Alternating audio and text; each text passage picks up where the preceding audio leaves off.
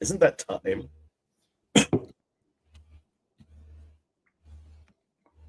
And here we're back with LSG, filmmaker extraordinaire. Yeah. So the shoot went well. We discussed that. The shoot was awesome. How's the editing going? Gotten anything back yet? Not exactly. We get a couple of screenshots that look good, but I haven't been able to go through it yet. And in fact, we have to sort of pivot to get the other one done now, Stage Fright, which was put on hold to shoot this one, but we shot that like last November. It's the longest I've had a little short in post-production, but we wasn't really have a rush for it. It was just take our time, do it right, kind of put it on hold to film this one over the summer, and now we're going to get that one going. It's going to be in a screening event in October that's going to be pretty cool. There's like a Halloween horror showcase going on. Okay. And I need to have a final version for that. So cool. Hopefully we'll get that soon. Yeah. That'll be a good one. That'll be the best Halloween's one. Just coming right up. It's already begun, man. All the candy is out. All the candy is out. It's ready to go. Yep. It's all there. Yep. All the witch shit is out on the shelves out here. The witch shit. It always is. Yeah, I was gonna say, isn't kind of every day. Yeah, but that's Salem. Even the neighboring towns, you do the old like Walgreens test. Walgreens puts the seasonal stuff out, or I guess like a TJ Maxx, except they put shit out like 6 months in advance. They probably have Christmas stuff out there right now. Yeah. I hate it when holidays overlap. I don't get why people can't have like a division, like a gap. Like you focus on one thing, then do the next one. Like for me, no Christmas music before Thanksgiving. Like I don't know why people don't get this. I feel like Thanksgiving has kind of morphed into Halloween. Like there's no separate Thanksgiving anymore. Yeah. Just my feeling. I mean, my birthday is around there. I got to be somewhat, aware of it. Yeah. Is it right in between? Sometimes it's on Thanksgiving. Wow. Whoa. Oh, that's kind of cool in a way. Not really. Yeah. Turkey and a cake. I actually was, but while obviously Thanksgiving kind of moves, I actually was born on Thanksgiving. Oh. Mm-hmm. No wonder you're so thankful all the time. That makes sense now. What am I thankful for? My life and everything is a complete dumpster fire. Right? Yeah, but it gives you something entertaining to talk about. So it works out. I mean, if you trade thankful for morbid sense of humor, sure. Yeah, exactly. Yeah. See? I've got gallows humor. That's pretty much something to be thankful for right there. Laugh in the face of adversity. Yep. There you go. That's it. That's what Trump does. Works for him. Dude, what? I got so many, because everybody knows I follow the news and shit. I got so many weird ass text messages. Like even my sister texted me like, "So do you think it was a poison handshake?" What poison? What are you talking about? Yeah, I don't not a loop on no, that apparently there was a Facebook thing going around like Putin gave him a poison handshake. Why is he poisoned now? I mean, no, Trump just disappeared for like a week. Came back as people with, kidney issues and heart issues and potentially cardiomyopathy and a few other things tend to do when they get treatment. They don't go out much. That'd be an interesting move. Do you think Putin has done that before? Is it a thing? He has. Yeah, really? Yeah. Oh yeah, he poisons people all over the place. A poison handshake? Oh my God. I think he did once. No, he poisoned some dude's underwear once. Jesus. Yeah. Polonium tea. Look it up. Well, I'm not fucking with you. I believe you. I'm just not going to shake his hand if I ever see him. Well, Sorry. your face crusher may become big in Moscow. You never know. You That'd might be have great. to go. I could see that happening. I actually could too, weirdly enough. Yeah. Yeah. He's got a certain machismo that I think these tough Russians can appreciate. So you didn't know, like, Trump just went MIA and there were rumors that he had died over the weekend? I mean, I saw something about a rumor that he died, but like it sounds ridiculous. I'm not going to read about it. No, I honestly never thought he died. I just viewed it as what it is. He needed treatment. He's Yeah. either got, I mean, it's obvious. He's either got congestive heart failure, he's having mini strokes. So, which I've had several relatives who had those until they had a massive stroke. So it's not, I mean, I know what it looks like. It's not that hard to figure out.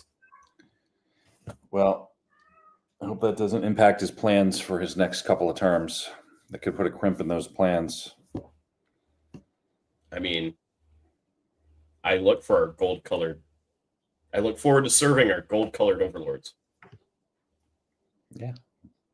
That'd be great. I mean, we're what, probably 6 months out from China presenting him with a solid gold plated robot or something like that. Yeah. Yeah, you could basically be an indentured servant for him. You'll probably just have to get like a T or a Trump tattoo on your forehead so he knows, that you're dedicated. And then you can just be a Trump minion and live in luxury. Just wash his feet. Be great. Who knows what they do in there? I feel like I want to vomit.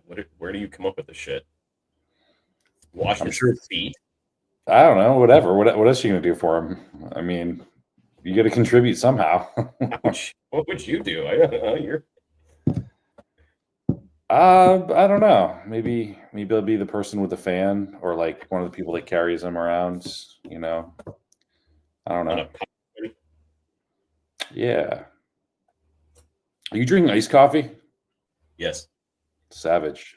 Is that okay? Am I allowed to do that? Yeah, I mean, coffee this late at night is a bold move, but I respect it. I have very low energy, like very low. Yeah, I hear you. Someone once described me as a beige cardigan.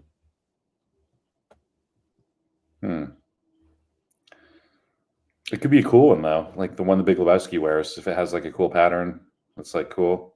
Yeah, see, that was one of those things. That's I appreciate those types of comments because it's like, is that an insult? Is it? Isn't it? Is it not? No. You have to parse out whether it's a negative or not. I wonder if I could guess who said that. Probably not. Guarantee, actually, no. Okay. Well, yeah. I mean, nobody said that to me before. At least it's unique, special. Hey, I'm jealous of you, and like, you just took a shower. I can't do that. The hair gets all wet. It takes forever to.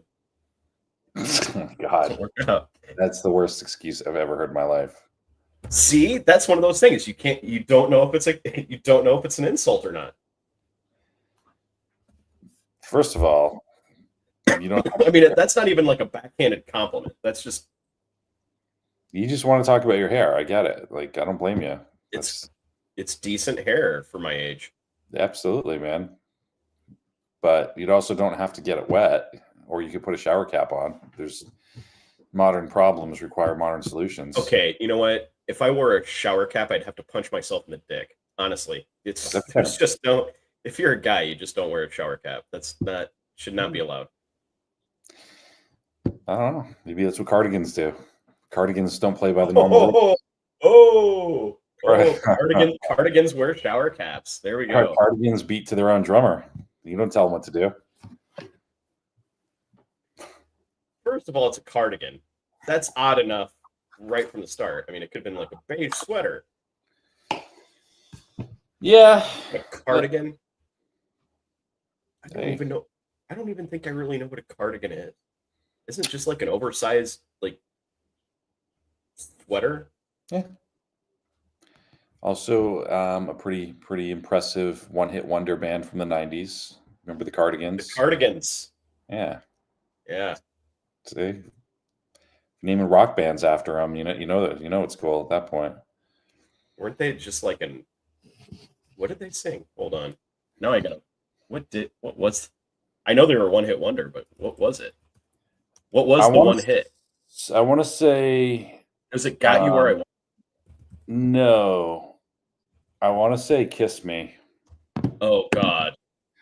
However, I found a deep cut Cardigan song No. that you See, got to I check can't out. play it. I can't play it because of copyright, but it was Love Fool. Oh,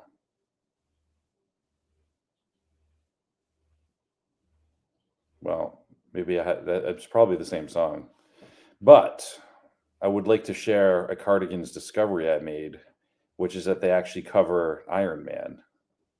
What? Yeah, and it's like totally lighthearted, like pop version of it, but it works. No. It's a really weird way. Yeah, it's kind of great. That's so wrong. Check it out. Oddly enough, I did hear like what was it? It's like retro jukebox or something like that. They take like modern songs and turn them into like 1920s big band kind of thing. Oh, really? And they did Enter Sandman. Uh, yeah, that one's I been didn't done to so many I versions. Yeah, and I didn't want to like it, but I kind of liked it. Yeah. There's a whole like lullaby series that covers like Tool and Nine Inch I've Nails. seen that. It's play like little xylophone Yes. versions of it. Yes, it's like yes. Yeah, It's it's like weird. lullaby versions of Nine Inch Nails. Yeah, why not? Have you seen the Neutron? I've seen two of the trailers so far. If there's a new one out, I might not have seen that one, but the official one. I haven't even seen the second trailer. I was just Nine Inch Nails song for it, title song for it. Yeah, definitely looking forward to it. Nine Inch I Nails am has some too. big shoes to fill after how like the soundtrack in the last one is probably my favorite album soundtrack That ever. soundtrack. That was an excellent soundtrack. Oh my god, it's so good. So I hope Nine Inch Actually, Nails I was going through Amazon Music and I was trying to find all like the songs and like albums that I liked in high school and everything else because I was feeling it was a period of self-loathing for the most part. But I found that most of the stuff I liked came from soundtracks. So it's like the Spawn Oh, soundtrack, fucking hey, yeah. Dazed and Confused, Hackers soundtrack, excellent. Dude, all three of those are like legendary. Yeah. The Days of Confused soundtrack cost them like half of the movie budget to get the licensing for those songs, Oh, I believe it. but he wanted them, and thank God. Oh, I got an interesting question for you since you do filmmaking and movies. What, in your opinion, are two of the most? Obviously, you're going to probably get one of them because I brought up the soundtrack. Hmm. Name two of your saddest songs. Like that's in a movie, saddest songs. Doesn't even necessarily. I mean, most of them are in a movie at some point, but just Hmm. in general, I mean, they could be from a movie. Hmm. One that jumps to mind is did you ever see the movie Closer? What's it about? And It's kind of what time period? probably like early 2000s ish. It's like these two couples kind of falling in and out of love and tangling with each other. But it's like Julia Roberts, Clive Owen, Jude No, Law, Natalie Portman. no. It is so good. It's like a pretty devastatingly sad movie, and there's a song that is like perfect. And I think it's Okay. called like "The Orman's Daughter" by David Gray, Mm, which, if you heard it, would sound very bittersweet and sad as it is. But then, like in the context of like these broken relationships, it just is like perfect. So I'd okay. put that one up there. I'm gonna have to look that up now too. Number two. Yeah, number 2. Let's go with let's see. There was God, I'm trying to remember the name of the song,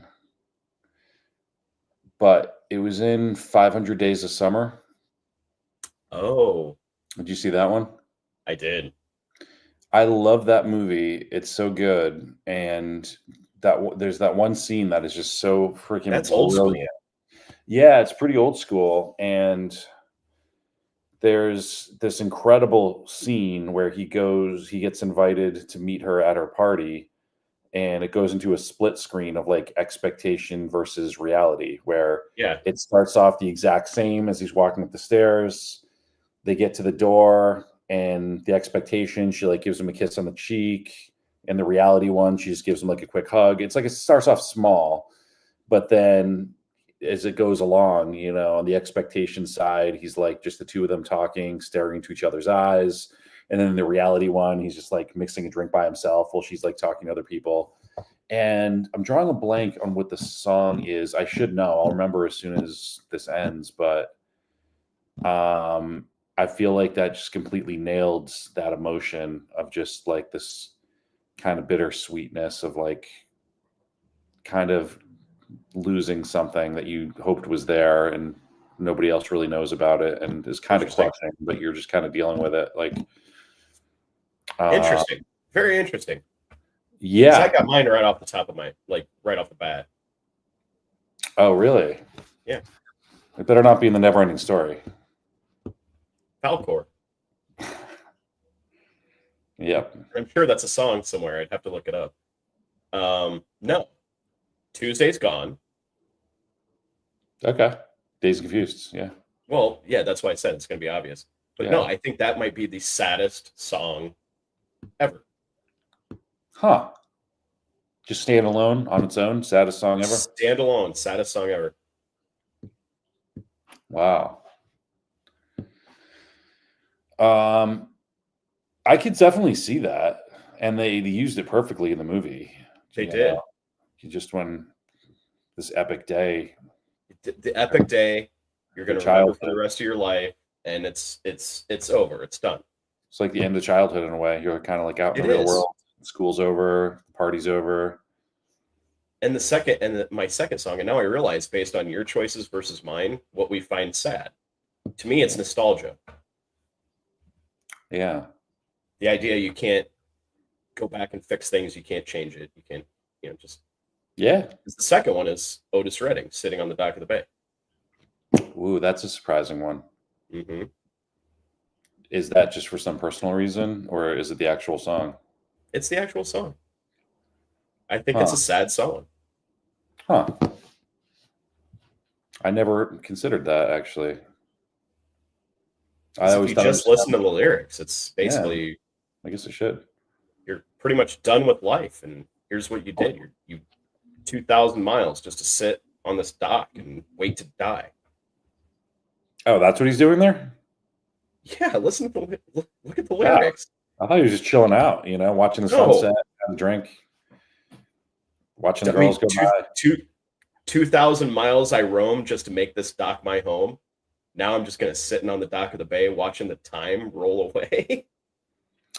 Well, Hi, hello. that could be optimistic, that's like a Seriously, traveling musician, vagabond, you're seeing the how is country. any of that optimistic? Well, it's just reflecting on your journey and just that there really is no purpose other than just being in the moment. It's actually kind of optimistic, uplifting now that I think about it. I might What? but I also will have to go back and listen to the lyrics because I actually don't know them all. But another one that's super, super sad is The Night by Morphine. Yes. It was on their last album. Holy and shit. Morphine? Hardly anybody knows Morphine. Oh, I love Morphine. I saw him a couple times around Boston, saw him live. Nice. I was devastated when he died because I felt like they were like my band that I found and was like watching them blow up. And just when they were starting to get really famous, he died on stage. But that song in particular, The Night, it in and of itself is like a very like low, sad song. Like they do some like interesting, poetic, jazzy, upbeat stuff, but this is just like low and sad. And listening to the lyrics about how like the night is almost there and you know being on the dark side of the road and stuff like that, like you really feel like he knew he was about to die, or he knew he was like right there somehow. Like hearing that and having him die right afterward is pretty, it's pretty heavy. It's pretty brutal. Sometimes musicians know. I mean, Bowie did, you know, he knew he was dying and recorded a last album and went out on his own terms. And sometimes they know. You know, a weird song that surprisingly works, not really like a sad song, but just like it just works, is you know, Citizen Cope. Oh, sure, yeah. They only have one good song, so it must be that one. Well, no, D'Artagnan's theme. Ah. I saw Citizen Cope in concert, and it was kind of disappointing. I can see that. It was super slow. It was super low energy. It was also the kind of show that was like in a theater, so nobody was really standing up anyway, but it was just like a slog. Well, if you actually listen to his, if you actually listen to the music, like other than the one song, it is all very low energy, very like. Yeah, that one song came on, and there was like a half-hearted one song. A couple of people stood up and were trying to dance, and then it ended, and then they sat back down again, and it was back to like some sad strumming stuff. Yeah, very, very. I'm gonna sit here strum my guitar while you all sit there and watch me do it. I'm 14, and this is deep. Hashtag. D'Artagnan's theme isn't bad. It's a cool name, so I'll give him that. It is very good. Yeah. But do you know what the best is? By far? His best song? No, just in general. Oh. Light My Fire by the Doors. No. What? Beverly? I think it's the theme to Face Crusher 2. Hell yeah. Whatever that is. Original song, baby. That's right.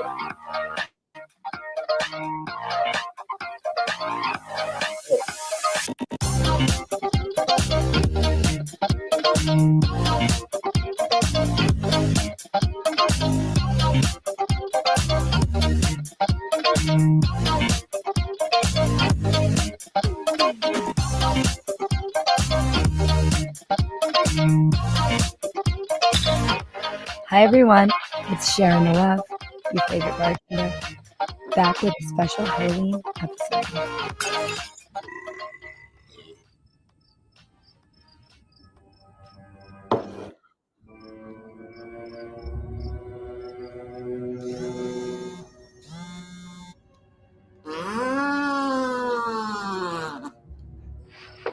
Not funny, Eric. I'm actually a little scared now. How do you think I feel? I just had a couple of edibles. By myself. Oh, I heard a weird grunting noise in my yard. Well, maybe it's one of those vagabonds from Reddit. You know, I still think they have your yard listed as one of the most comfortable lawns in town. Maybe it's a psychopath. Or worse, an ex-boyfriend. Oh, maybe it's the face crusher. Oh, yeah. It's that time of year. I have no idea what you're talking about. They say that the face crusher was just a regular guy until one day his face was disfigured in a horrible accident. And then he took the road less traveled. And some say he went crazy. Now he lives in a bunker in the woods. And he never stops moving. Oh, unless it's to inject himself with rat poison. They say that on Halloween night, the face crusher seeks revenge on his horribly disfigured face by finding unsuspecting victim. Smashing their faces in like this. Are you serious? Are you serious? I am totally kidding. What? Yeah, it's so not true. Thank you. You were so much help. So much comfort. I called you for help. Thank you. Really, how am I supposed to sleep? I don't know. Count sheep, but I think these edibles are really starting to kick in, so I gotta go. I love you. Sharing the love.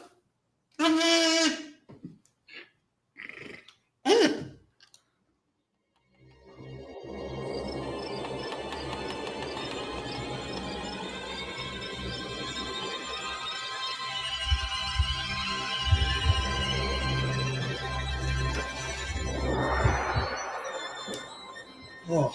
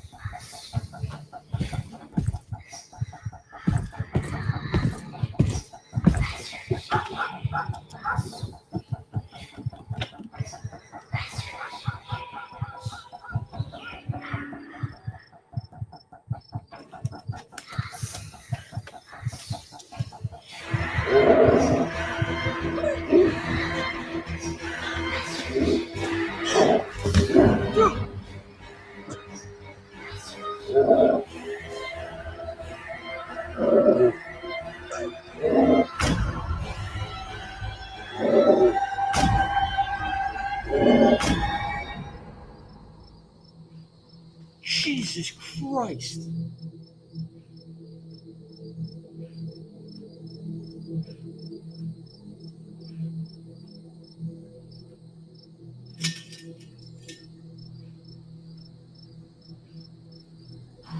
Did you see that shit?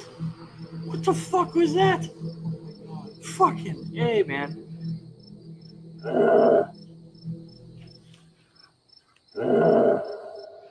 Face crusher, he's on another murderous team.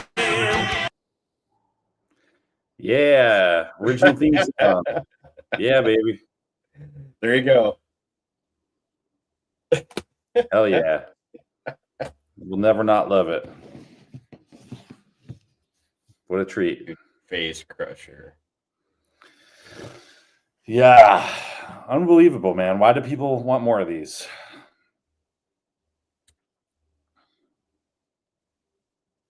I don't know. It wasn't bad.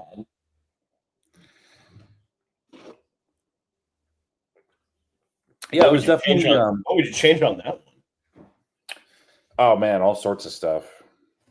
All sorts of stuff.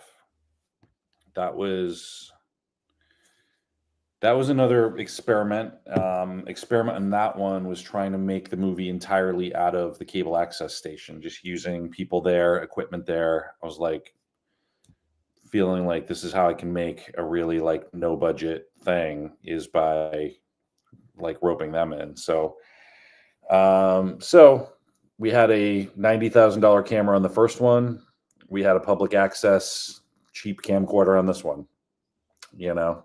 So both very different looks from this one to that one. And this one, you know, we shot over basically 3 days on this one. It was the first time I did like a 3-day shoot because we did the stuff at the house. We did stuff outside, like with the hikers being killed, and then like in the wax museum, which was the coolest thing. And I think about it a lot because I walked past it. It's right in downtown Salem. And I was like, man, these guys who I didn't even know, I just reached out to them. That wasn't even the original location.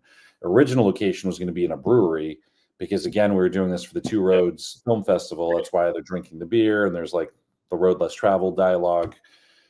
And the kazoo, that was actually one of the things that they sent in the prop thing that you had to use. So like that was great. That worked out perfectly. But yeah, it was originally going to be in a brewery, and I was having trouble contacting the brewery that I wanted to shoot it in. And then almost on a lark, reached out to the Wax Museum, and they said, sure. And I'm like, holy shit, we got to do this in the Wax Museum now. This would be awesome. So they just like let us in, like, here you go. And That's cool. yeah, and it's funny because I wanted there to be some spontaneity and like wing it like a little bit to a degree. So like when we went in the Wax Museum, we didn't even know what his weapon was going to be. You know, he kills people with random stuff. So we're like, we're just going to find something in here. And we're like, barrel, done, perfect. Use the barrel to kill him. And same with her asleep, where he picks up like the Buddha statue. We shot that at my friend's house and showed up. And we're like, we got to find a random object here. What would the face crusher use to kill somebody around your place right now? Like, oh, here's a little statue. You'll use that.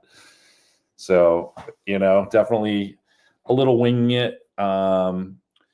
Yeah, I mean, overall, I'm pretty happy considering it wasn't like a professional crew necessarily. You know, just a friend helping run sound, guy running a couple of cheap lights, guy shooting it. Oh man, I'm jealous of that vape right now, but I got a double stack in right now. Zen. Yeah, but yeah, so there's a lot of things I would have done differently. Overall, I love it because it is so low budget, you know, like that's kind of part of what makes it fun. A lot of people are spending a lot of money on short films, which I have too on some of them, but it's almost shocking to people to realize that I've figured out like doing some of them kind of on the cheap, just using like locations, you know, and people, you know, and stuff like that. So, well, I believe it because you can totally monetize. You can monetize them on YouTube. Yeah, I haven't figured out how to do that yet. Yeah, like Huh? you need a lot of subscribers and views, and I don't really promote it all that much. I send it out to festivals, then throw it up on YouTube. It'd be nice to crack that code. Yeah, well, YouTube really, they're really only monetize. That's how they changed it. You can't, if you have a viral video, you basically get nothing. Now you have to have like a sustained channel success. Yeah, a lot of work. You probably wouldn't know anything about that, but yeah, Not really. yeah, you just throw up videos and just watch the fans roll in and piece of cake. I mean, I hit another threshold over the week, like last week, so that worked. There's a lot to be said for like, you know, the winging thing. Some things work, and that's the other interesting thing is how much like planning you put into it. Like with some of my original shorts, I wasn't doing a ton of planning per se. Like I had some things planned, like here's like our schedule and locations, but not down to like shot lists and storyboards and like that level of like this is exactly what it's going to look like. Well, you're not wrong. Here, I'm gonna show you something if I can, because this isn't like Teams. So oh yeah. But you are definitely not About wrong. what? About what? Here, I'll show you. Can you see that? Oh yeah. So this is all my, I mean, these are all my video folders, along with like B-roll, like so B-roll screenshots and everything else. Mm-hmm. So Dang.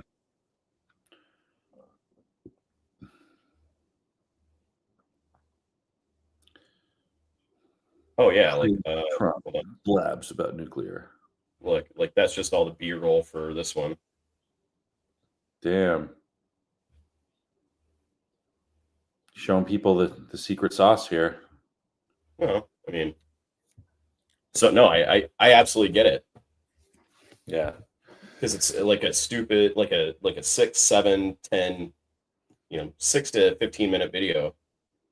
And, you got to make it interesting. So you have to have B-roll and little graphics and all that good shit. Yeah. All the little attention grabbers, all the little dopamine hits to keep people hooked. You're so cynical. Yeah. I mean, how can you not be these days, right? The internet is dead, man. Dead internet theory. Oh, what is this? What is the dead internet theory? That the internet peaked in 2014, and in a couple of years, it's just going to be bots talking to bots. It's a thing. That's sort of Twitter already, isn't it? Exactly. Yeah, we're in the death throes. The cool internet is over. And Facebook is just depressing as shit. Yeah. Yep. It really is. And I didn't think it would become what it did. That's surprised me. Like when they went public, I was like, what a joke, because I was like, social media platforms come and go. Like, what makes this one so special, you know? But of course, what I didn't realize was what they were putting in to like mine and harvest data and manipulate that and sell that. So how can you not be cynical after learning stuff like that? The fun social platform actually is pretty dark. It's just about capturing your attention by whatever means it can and selling your information to advertisers, and you're the Yeah, who would product. have ever thought like MySpace was the peak of the mild, like fun internet? Yeah, exactly. Before we became like a product that can be Yeah. chopped up and sold. Yep. That's it. Damn, that's depressing. Because MySpace sucked.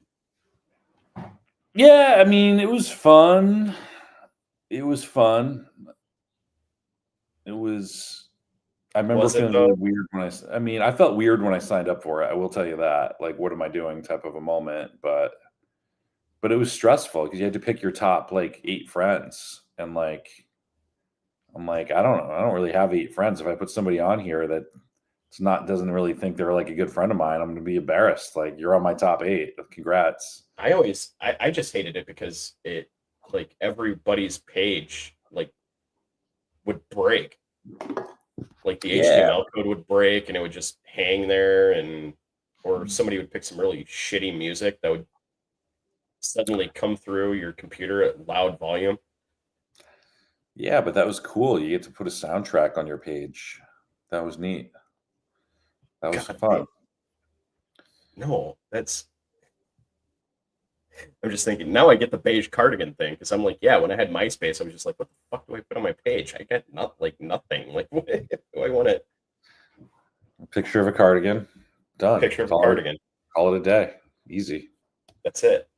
It was black and white with the little flames. That was it. Yeah. Kind of like my GeoCities page. Yeah. Well, it's awesome you showed the first 2. I can't wait till people see the third one. I'm pretty sure the third one is going to be about 10 times better than the first 2, approximately. You think? I think so. I'm pretty sure. But so where's the one that you're editing right now going to be released?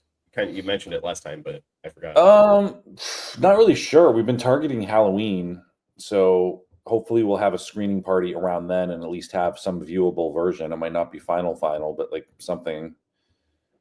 And then there's an event in December that I want to screen it at too, that I got invited to, which is basically like a New England filmmaker meetup where people are screening like all their new stuff. And a lot of people know about this one, so they asked me to show it. So that'll be cool because a lot of these guys, they're not making horrors. A lot of them, I mean, some of them are funny, but it's a completely different style. And a lot of them take themselves seriously. They're making art. It's kind of slower paced. And then this thing is going to come on and just be like, WTF is happening compared to that. Like, what did I just watch? That's what I'm going for. Okay, and that's not that, but that's not Face Crusher 3. That's the one you're working on. Oh, that's Face Crusher 3. That's what I was talking about. Okay, no, I was talking the one you're editing right now. Yeah, good question, because we kind of have a fairly final version now, but it's been proposed to me, which I need to explore, by the most talented filmmaker I know, especially horror filmmaker, and he's urging to cut out a lot of stuff that I like and could impact the story, but for the sake of like cutting out good stuff to just keep it on the great stuff and have like a super lean, lean and mean like festival version to try to get into some like top tier fests, or at least some better ones than I've gotten into before. Okay. So I'm going to see if that works. It's worth at least a shot and see if it works. And if we don't like it, you can go back to this one. This one's like 11 and a half minutes long. You know, get it under 10. That would help with festivals. But then the other question is getting it scored or not. Right now, there's sound design that Tyler built into it, which I like a lot. But the point that he also made to me was that having a very original, unique score versus a compilation of kind of stock sounds would make it a higher, more interesting production value. So I got to figure that out. The guy that he wants to use, that he says would be perfect for it, wants $1,000 to score it. So I'm really wrestling of like, do I shell that out just to have like the best thing I've made, or do I have to draw a line and be like, I'm low budget and doing the best I can, but like it's not going to have that. So That's I'm not wrestling cheap. with that a little bit. That's not cheap, really. No, it's certainly not. It's certainly not. No. I mean, I guess for scoring 10 minutes of film or 15 minutes of film, yeah, it's not that cheap. I mean, it's cheap, I guess I should say. I mean, it's all relative. With all this stuff, it's so relative. Like almost any position you hire, actor, crew, whatever, there's like people who volunteer because they want to do it, and then there's big name, high profile, expensive stuff. People who work in the industry or unions that have set rates. Like even at an indie level, I mean, at every level, Hollywood's the same thing. Like what a huge range people are making on those things, but you know, it's an interesting thing. What you spend the money on, what's the priority, what resources you have, like to make it as good as you can. It's all a game. So many moving pieces. You just try to make it the best you can and hope people like it. But it is pretty exciting. Sort of doing anything. I mean, that's sort of like doing things like this, you know, live streams, stuff like that, putting videos out there. Exactly. Who knows? Who knows? You could get picked up in Netflix or the Chill channel. That'd be amazing. That would be like a great next step, is to figure out how to expand out of the Salem bubble and work with bigger and more talented and better type of companies and individuals. So that would be awesome. Didn't you have a connect with Blumhouse? Yeah, sort of. It's my brother's friend's wife is like best friends with Jason Blum's like niece, which sounds like a kind of a weird stretch, except they hang out a lot. So I could definitely like kind of meet her. She doesn't work in that industry, so I don't know how much she'd want to entertain the conversation or not. But and the other thing too is like Blumhouse doesn't work with people unless they're, you know, pretty established or represented. Like if you have like an agent and a manager and a track record, they would talk to you. Yeah. But you know what I mean? Weird stuff happens. That's the thing. Weird stuff happens. There's always just weird stuff and coincidences, and you never really know what'll happen sometimes. You know. Well, do you want to hear my thoughts on YouTube? Or just streaming in general? Yeah, of course. Okay, so I feel, based on some of the changes they made to their back end and how things are structured, is that they are wanting to do more channels. Not necessarily individual creators, but more like networks. It's a feeling I get. Because like there was a few like political channels. I'm going to reference, they have like Midas channels already. Like, what would be different? No, but they're channels, but they're not like networks. Like take Midas Touch. Okay, they're probably the most closest to what I was envisioning. And like Newsmax and OANN. Those guys started streaming, but on their own websites. Midas Touch has a group of creators, and they just post video after video after video all day. They have enough talent that they could go live and stay live most of the day. And I think that's where YouTube is wanting it to go. Because not only are they overemphasizing live streams through Twitch, but they're also overemphasizing shorts. So, like, take Blumhouse. Okay, you have to be reputable. You have to have an agent and everything else. YouTube's wanting to I think YouTube's wanting to circumvent that entire thing and just say, Luke, you're a creator. Get 10 other creators and start a horror channel. And now all of you post original content on the horror channel or horror network. And then you can build it out from there. So in that scenario, all the funding and costs would still be on just the filmmakers. It's not like mini Correct. production studio to Correct. help. It's not like YouTube's going to come in and say, hey, we're going to pay you $50,000 to shoot a whole bunch of videos. They're not going to do that. That's how they're trying to kill net TV. Because basically it's like Uber. That's the catch to any movie is where's the money coming from?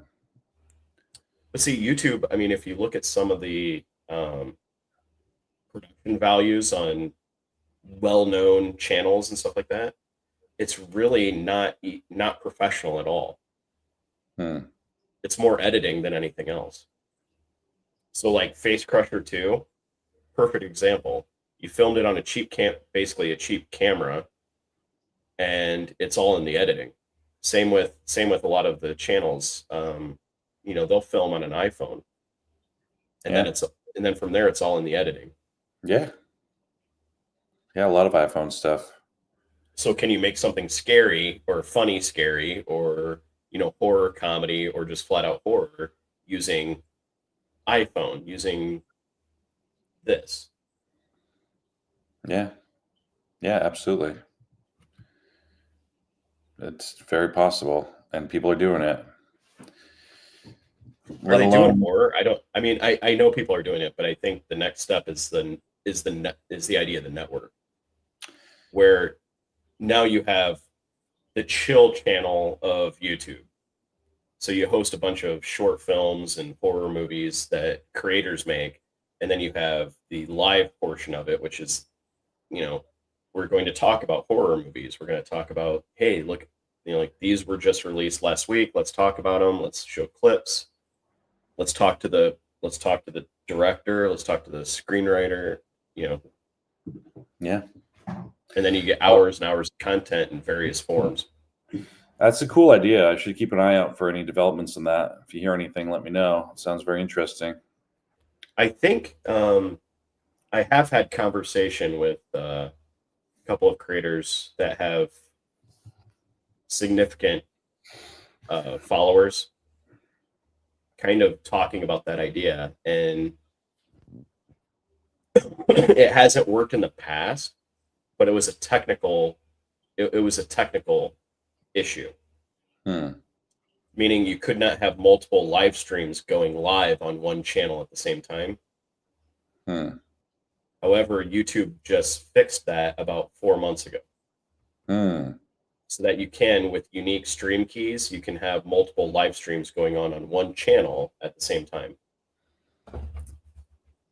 Interesting. I wonder if some of these channels are doing the vertical filmmaking that I've so far sort of resisted, but it's very buzzy. Yeah. Yeah, I know a guy who just made what he said was the first like vertical horror ocean movie or something like that. But it's basically, just film to watch on your phone. It's like a little monster movie. Yeah, that's a thing. Yeah. In fact, have you ever seen any of this stuff? No, I've heard about it and not interested in it from what I've heard. But if it keeps getting popular, I won't be able to ignore it and maybe we'll play around with it. Who knows? Every short is like an experiment to try something a little different. So it could be a fun experiment. Well, like in CapCut, you can specifically force the resolution down to a vertical, like a 16 by 9. Nice. Something. Now You you might make want to do it. Now you got to do it. You know how to do it. You get the knowledge. Make a. I do. I could actually put this feed in that aspect. I'm sure it would look great. I'm not creative though. I'm a beige cardigan. Remember? Every cardigan has a story. Just the stains. Just the stains on the cardigan have a story. Yeah, the stains tell a story too. But all right, we wrapping it up for the day. Yeah, good stuff. Sounds good. All sorts. All right, of next week. Yeah, next week. Next baby. week you pick. No, next week you pick the horror short we watched. Wait. All right. Done. No, it's you get to. It's show and tell. It's your turn. Cool. You're getting called on for the class. Done. All right, Let's man. do it. Looking forward to it. Sounds good. Have a good night. All right. Talk to you later. Night. Bye. Later.